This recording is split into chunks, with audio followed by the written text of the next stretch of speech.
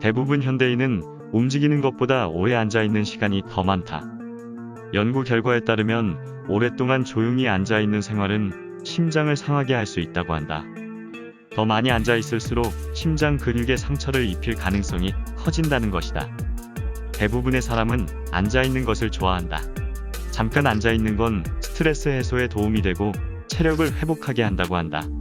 하지만 사무실에서 오랫동안 앉아 일하는 사람 대부분은 당뇨병, 심장질환 및 기타 문제를 갖게 되기 쉽고, 이러한 위험은 때때로 운동한다 해도 마찬가지이다.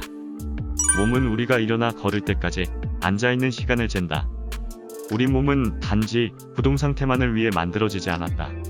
오히려 사람의 몸은 움직이기 위해 만들어졌다.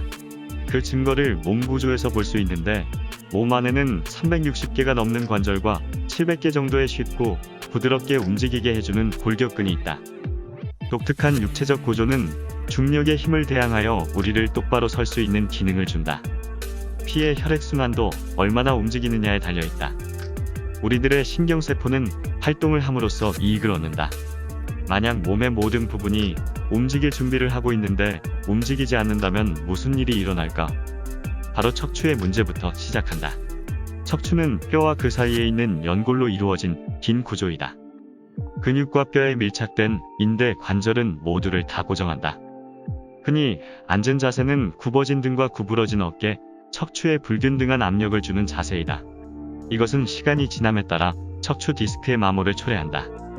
특정 인대와 관절의 과다 사용을 일으키게 되는 것이다. 그리고 늘어난 근육의 염좌를 일으켜 등이 휘어지게 된다.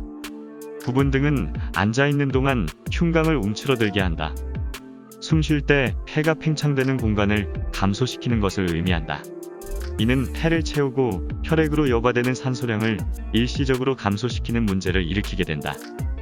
뼈 주위에는 근육, 신경, 동맥, 정맥 등이 있는데 이들은 몸의 연조직을 형성한다. 앉아서 짓누르고 압력을 가하며 압축시키는 행동은 이런 연약한 조직들을 공격하게 되는 것이다.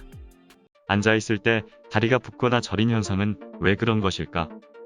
가장 압력이 가해지는 부위에 신경, 정맥, 동맥이 막힐 때 신경의 신호 전달을 차단해 저린 감각을 일으키고 다리로 가는 혈류를 감소시켜 붓게 만드는 것이다.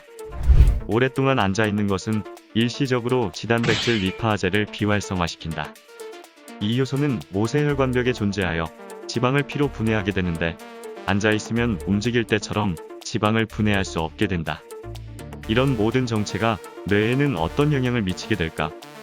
대부분의 경우 앉아있는 동안 공부를 하는 등의 뇌를 사용하는 일을 하겠지만 아이러니하게 앉아있는 시간의 길이는 이 목적을 달성하는데 반대로 작용한다.